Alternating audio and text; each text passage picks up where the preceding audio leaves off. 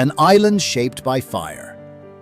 In the vast expanse of the Indian Ocean lies Réunion Island, a place where nature feels both breathtaking and unsettled at the same time.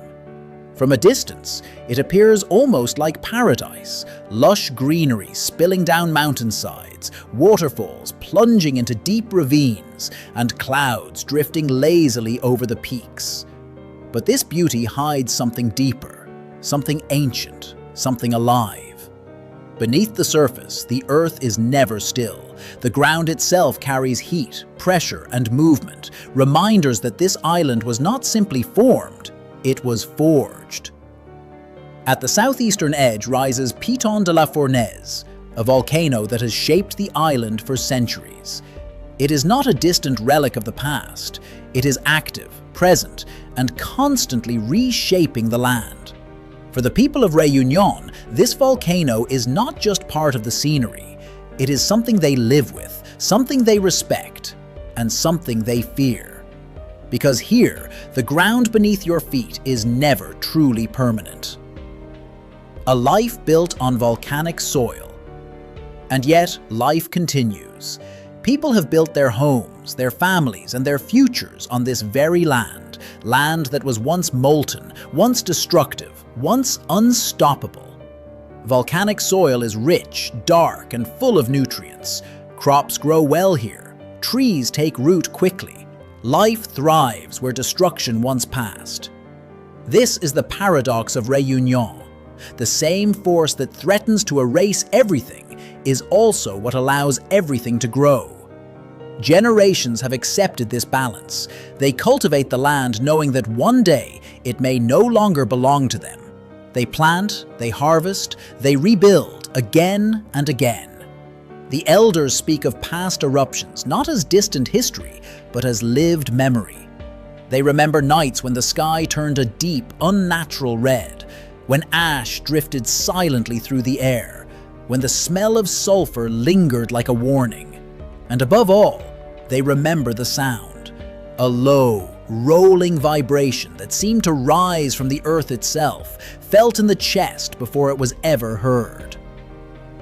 When the mountain awakens. Before an eruption, something changes. It is subtle at first, almost imperceptible. The air feels heavier, thicker, as if holding its breath. Animals grow uneasy. The ground may tremble faintly, just enough to make you wonder if you imagined it. Then come the signs that cannot be ignored. Thin cracks appear in the earth, releasing heat and gas from below. A faint glow begins to rise along the horizon at night, painting the sky in shades of red and orange. A warning. The volcano is waking. Scientists monitor every movement, every tremor, every shift in pressure. Instruments collect data, attempting to predict what will happen next. But even with all this knowledge, uncertainty remains, because when the earth opens and fire begins to rise, there is no stopping it, only watching, only waiting. A man named Leroux. In the quiet commune of Saint Rose lived a man named Monsieur Leroux. He was not extraordinary in the eyes of the world. He did not hold power or influence. He lived simply, working his land day after day. But his life, like many on the island, was deeply rooted in the soil beneath his feet. His fields represented years of effort, early mornings, long days, seasons of uncertainty. They carried the weight of history, of family, of everything that had been built over time. This land was more than property. It was a memory. It was an identity. It was life itself. And now, all of it stood in the path of something unstoppable. The threat returns. The eruption began far above, where the mountain opened and released its fire. At first it seemed distant, almost unreal, a glow on the horizon, a distant plume of smoke. But slowly, steadily, the lava began its descent. Unlike explosions or storms, lava does not rush. It moves slowly, deliberately. And that slowness is what makes it terrifying, because you can see it coming. You can stand there and watch as it approaches everything you have ever known. Villages prepared, families gathered what they could carry, roads began to empty, and still, the lava moved forward, standing before loss. Monsieur Leroux stood at the edge of his land, watching. In the distance, a glowing river of fire advanced toward him. There was no barrier he could build, no action he could take. Everything he had worked for, everything he had built was about to be erased. And in that moment, when control is gone, something shifts within a person. You stop trying to fight, you begin to accept, or you begin to hope. A quiet act of faith. With nothing left to do, he placed a small statue of the Virgin Mary in the center of his field. It was not a grand gesture, no audience, no ceremony, just a quiet act, simple, human, deeply personal.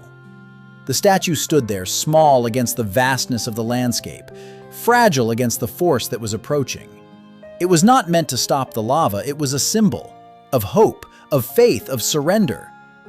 The advance of fire. Then, at the edge of Leroux's land, something unexpected happened. The lava slowed, gradually at first, almost as if hesitating. Then more, until it stopped, completely. And then, instead of continuing forward, it moved around his fields, splitting, dividing, flowing past but not through. When it was over, everything around had been consumed, but his land remained, untouched. At its center, the statue still stood, where everything changed. Then, at the edge of Leroux's land, something changed. The lava slowed, then slowed further until it stopped, completely.